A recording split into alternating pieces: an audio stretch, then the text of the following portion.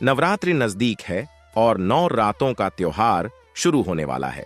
पूरे भारत में व्यापक रूप से मनाया जाने वाला नवरात्रि लाखों भक्तों के बीच एक विशेष स्थान रखता है और हर साल सबसे प्रतीक्षित त्योहारों में से एक है। इस त्योहार के दौरान भक्त देवी दुर्गा के 9 रूपों या अवतारों की पूजा करते हैं, जो 10वें दिन दशहरा के साथ समाप्त होता है। नवरात्रि का प्रत्येक दिन एक विशेष देवी को समर्पित है और एक विशेष रंग द्वारा दर्शाया गया है। दिन 1, मां शैलपुत्री। नवरात्रि का त्योहार घट स्थापना के पवित्र अनुष्ठान से शुरू होता है, जिसके बारे में माना जाता है कि यह देवी दुर्गा का आह्वान भी करता है। यह दिन बुराई पर अच्छाई की जीत का प्रतीक है। मां शैलपुत्री मां दुर्गा का प्रथम रूप है। इस शुभ दिन पर उनकी पूजा की जाती है। उसके बाद मां ब्रह्मचारिणी, मां चंद्रघंटा, मां कुष्मांडा और देवी दुर्गा के अन्य अवतारों की पूजा की जाती है। संस्कृत भाषा में शैल का अर्थ पर्वत और पुत्री का अर्थ बेटी होता है। देवी शैलपुत्री मां प्रकृति का पूर्ण रूप, पर्वतों की बेटी के रूप में भी जानी जाती हैं। इतिहास और उत्पत्ति हिंदू मान्यताओं के अनुसार देवी शैलपुत्री देवी सती का अवतार हैं। इस अवतार में वह राजा दक्ष प्रजापति की बेटी थीं, जो भगवान ब्रह्मा के पुत्र थे। देवी सती का विवाह भगवान शिव से हुआ था। हालांकि राजा दक्ष इस विवाह से नाखुश थे, क्योंकि वे भगवान शिव को एक सम्मानित परिवार की लड़की से विवाह करने के योग्य नहीं मानते थे। कहानी यह है कि राजा दक्ष ने एक बार सभी देवताओं को एक भव्य धार्मिक मंडली महायज्ञ में भाग लेने के लिए आमंत्रित किया था।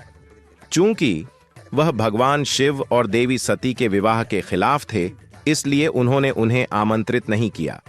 जब देवी सती को इस महायज्ञ के बारे में पता चला, तो उन्होंने इसमें शामिल होने का फैसला किया।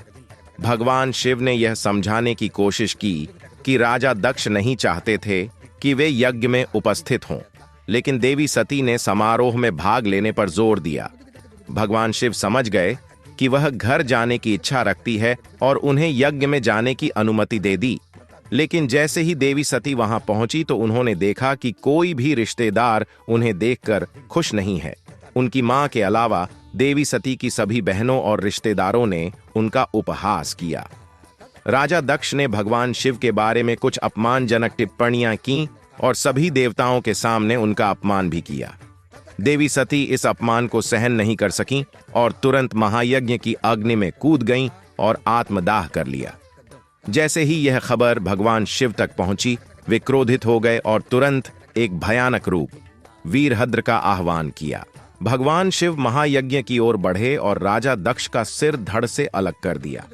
बाद में भगवान विष्णु ने हस्तक्षेप किया और राजा दक्ष को उनके शरीर पर एक बकरी का सिर जोड़कर जीवित कर दिया गया।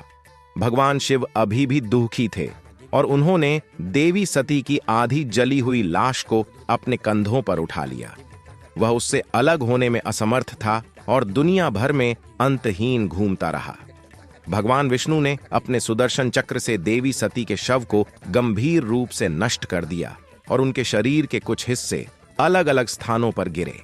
इन स्थानों को शक्ति पीठों के रूप में जाना जाने लगा।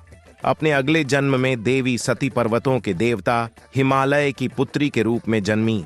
इस अवतार में उनका नाम शैलपुत्री रखा गया और उन्हें पार्वती के नाम से भी जाना गया।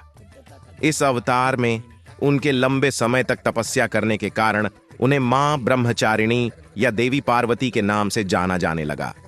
इस बार फिर से उनका विवाह भगवान शिव से हुआ और उनके 2 पुत्र हुए, गणेश और कार्तिकेय। देवी दुर्गा का अवतार होने के नाते मां शैलपुत्री की पूजा नवरात्रि के पहले दिन की जाती है। वह एक हाथ में कमल, दूसरे में त्रिशूल रखती है और अपने वाहन के रूप में एक बैल नंदी का उपयोग करती है। मां शैलपुत्री की पूजा बड़े उत्साह के साथ की जाती है और ऐसा माना जाता है कि भक्त उनके आशीर्वाद से सुखी और सफल जीवन जी सकते हैं। अगर आपको हमारा वीडियो पसंद आया, कृपया हमारे वीडियो को लाइक करें, हमारे चैनल को सब्सक्राइब करें। हमारा वीडियो देखने के लिए धन्यवाद।